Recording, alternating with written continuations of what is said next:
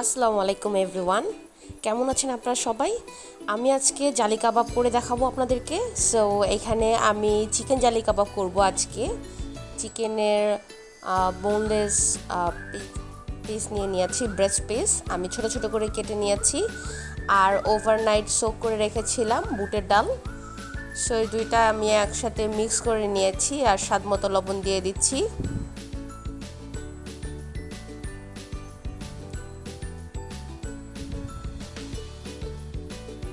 আদা রসুন একসাথে পেস্ট করা দিয়ে দিলাম, আর দিচ্ছি 1 চা চামচ গরম মশলা পাউডার।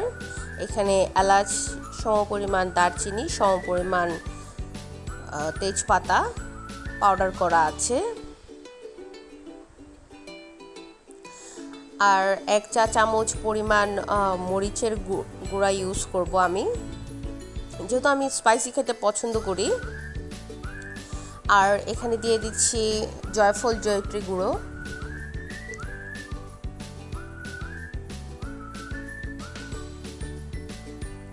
দিয়ে দিচ্ছি জিরা পাউডার, এটা ভাজা জিরার গুঁড়া,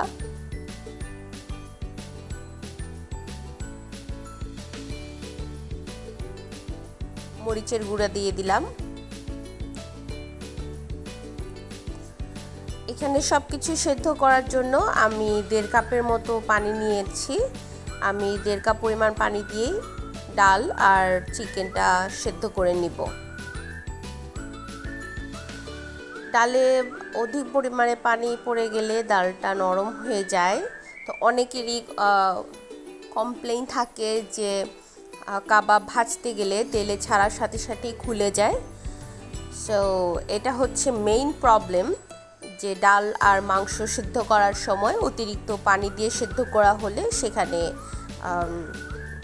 ভাজার সময় কাবাবটা খুলে যাওয়ার সম্ভাবনা থাকে বেশি।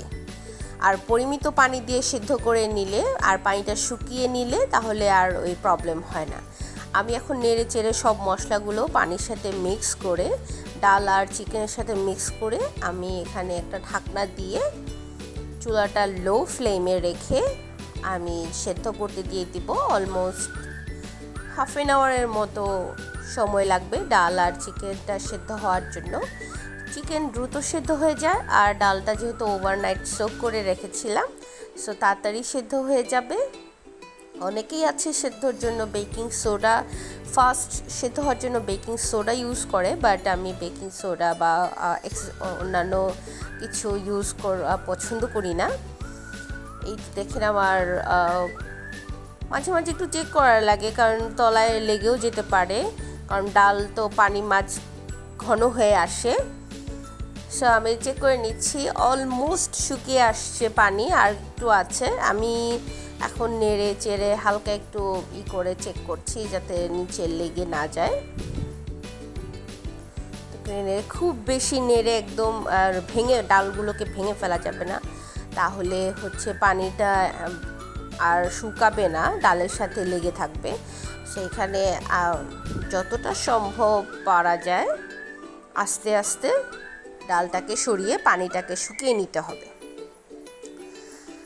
এই তো এখন হচ্ছে পাটা পোতায় এটাকে বেটে নেওয়ার পালা। অনেকেই আছে ব্লেন্ডারে ব্লেন্ড করে নিতে পছন্দ করেন, বাট আমি পছন্দ করি পাটায় পোতায় পিষে নেওয়ার জন্য, কারণ পাটায় পোতায় পিষে নিলে এটা হচ্ছে আপনার নরম হয় না, যথেষ্ট শক্ত থাকে। আর টিক্কা বা কাবাব, জালি কাবাব যাই বলেন, এটার ডোটা অবশ্যই শক্ত হতে হবে, আদারওয়াইজ ওই যে প্রথমেই বলেছিলাম যে তেলে দেওয়ার সাথে সাথেই এটা খুলে চলে আসে, বাইন্ডিংসটা ঠিক মতো হয় না। কারণ সব প্রসেসর বা ব্লেন্ডার যেটাই বলেন, ওটাতে দেখা যায় যে একটু পানি পানি ভাব হয়ে যায়। দ্যাটস ওয়াই আমি কাবাবটা করার জন্য পাটা পোতা বেশি প্রেফার করি শিল পাটায়। এই তো আমি বেটে নিচ্ছি।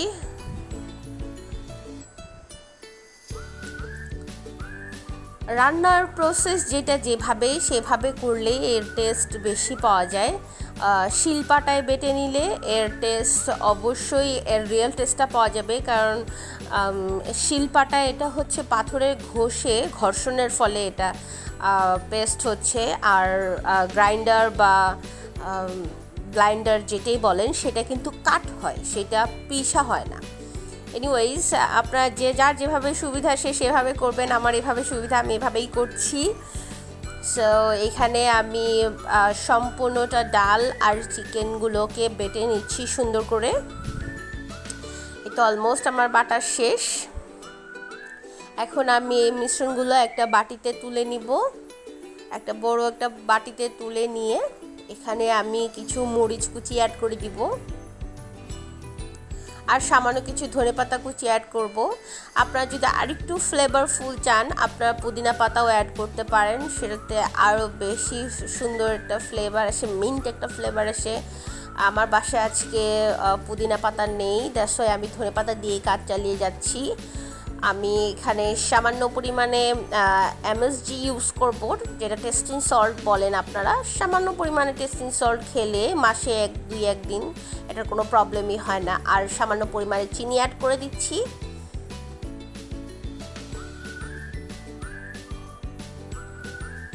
এখন সম্পূর্ণ জিনিসটাকে আমি সুন্দর করে ম্যাশ করে নিব। এটা যত ভালোভাবে ম্যাশ করা যাবে, অ্যাজ লাইক ইট ইজ রুটির ডোটা যত ভালোভাবে মথে নেওয়া যায় তত ফাইন রুটি হয়, প্লাস সুন্দর হয়, ফিনিশিংটা ভালো আসে। সব কিছুই কাবাব বলেন বা টিক্কা বলেন, এর ফিনিশিংটা খুব ভালো আসে যত ভালো ফাইনলি মথে নেওয়া যায়। সো এইখানে আমি সুন্দর করে কাবাবগুলোকে আমি শেপ করে নিচ্ছি। আমি মিডিয়াম সাইজ করে নিচ্ছি, খুব বেশি বড় বা খুব বেশি ছোটও না, মিডিয়াম সাইজের। অলমোস্ট আমার 25টার মতো জালি কাবাব হয়েছে। আমি এইখানে 1.5 কেজির মতো চিকেন নিয়েছিলাম, আর 250 গ্রামের মতো বুটের ডাল নিয়েছিলাম। এই তো একে একে আমি সবগুলো কাবাব শেপ করে নিচ্ছি।